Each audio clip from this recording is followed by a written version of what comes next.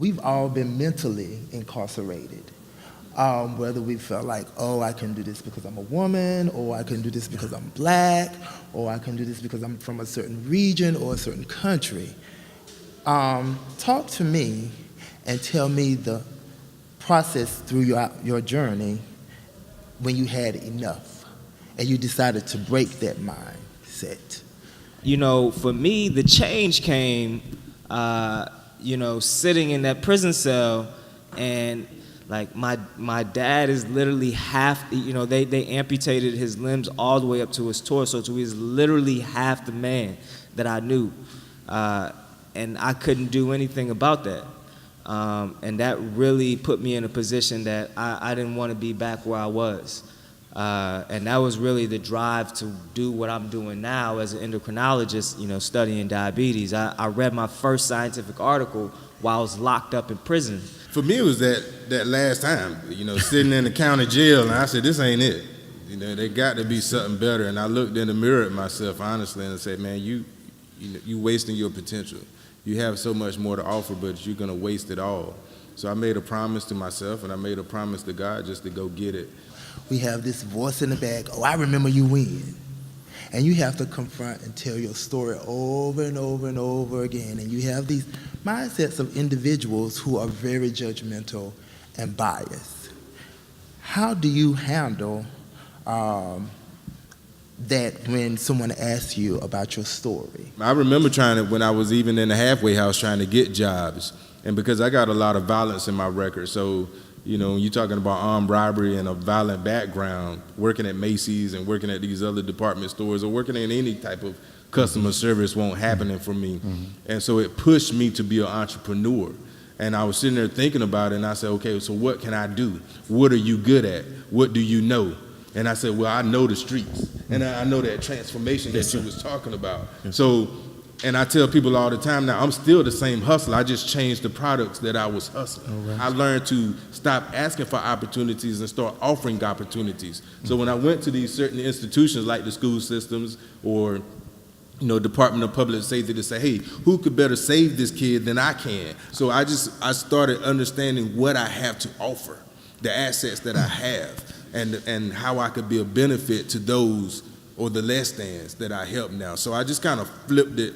Once I came home, I was going looking for jobs, putting in this is when you was putting applications before, right. Internet, and you would hit those stores and hit those, places of opportunity, and to only say, oh, only here, no.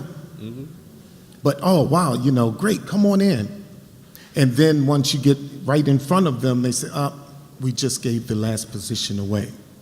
And you don't really know unless you have been in that space, the crush it does to a man's spirit. So once you reconcile to shift the mindset. So I thank God for my brokenness, because the same thing that broke me is also the same thing that is blessing me now.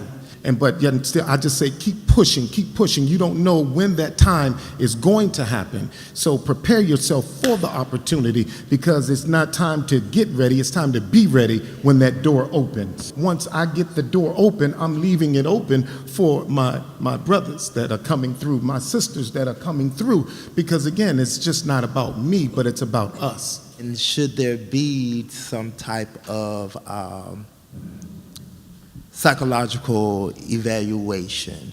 There could have been someone that could possibly have sought treatment, but the psychologist or psychiatrist could have been biased. So what programs are available, and should we have more presence of minorities in the psychological field, so that way others will be able to relate? There are some resources out there. You have some nonprofits that really care and are really trying to pay attention to the need that is there, and provide the resources that can help some of our folks. So I just think it's important that we get in front of a lot of our public officials, political officials, to be able to stress to them, especially those who have been through it.